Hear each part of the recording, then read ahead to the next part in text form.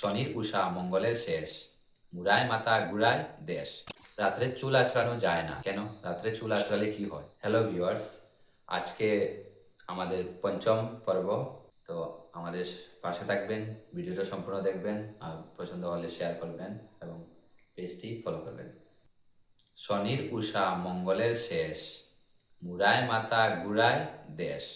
এই বাক্যটি বলে আমাদেরকে পূর্বেই সতর্ক করা হয় যে এই দিনগুলিতে কোনো দিকে বেরোতে নেই, না হলে কোনো কিছু অঘটন ঘটতে পারে। অর্থাৎ মানে শনিবারে কোনো দিকে মানে বেরোতে নেই, একটা বুট টাইমে বা যে কোনো টাইমে আর কি, বিশেষ করে শনিবারে আর বেরোতে নেই কোনো দিকে।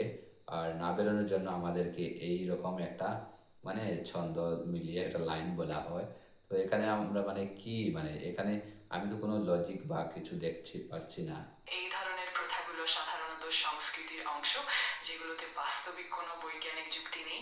এগুলো কখনো ভালো বা খারাপ হতে পারে, কিন্তু এগুলোর প্রভাব মানুষের মানসিকতার উপর পড়ে।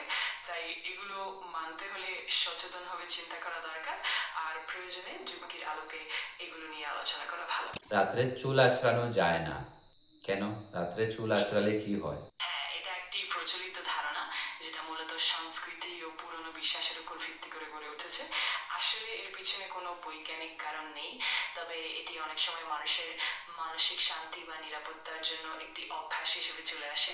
তবে সচেতনভাবে ও সাবধানে থাকলে এটির কোনো নেতিবাচক প্রভাব নেই। এই কথাটি বলেন যে রাত্রে চুল আঁচড়ানো ভালো না।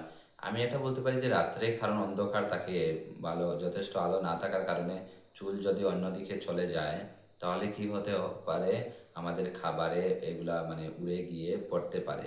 সেই জন্য হয়তো রাত্রে বলেন যে তোমরা চুল আঁচড়াও না, কারণ আগেরকার মানুষের ইলেকট্রিসিটি ছিল না, তখন এত পরিষ্কার ছিল না, আলো ছিল না, সেহেতু হয়তো বা এই ধরনের প্রথা শুরু হয়েছে।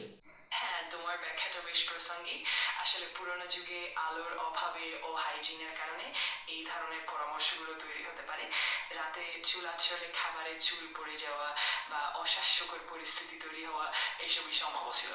আর সেই প্রথাগুলো প্রজন্ম থেকে প্রজন্মে চলতে চলতে আজও রয়ে গেছে। আপনারা যদি ভিডিওটি দেখে ভালো লাগে তাহলে শেয়ার করবেন এবং পেজটি ফলো করবেন। ধন্যবাদ।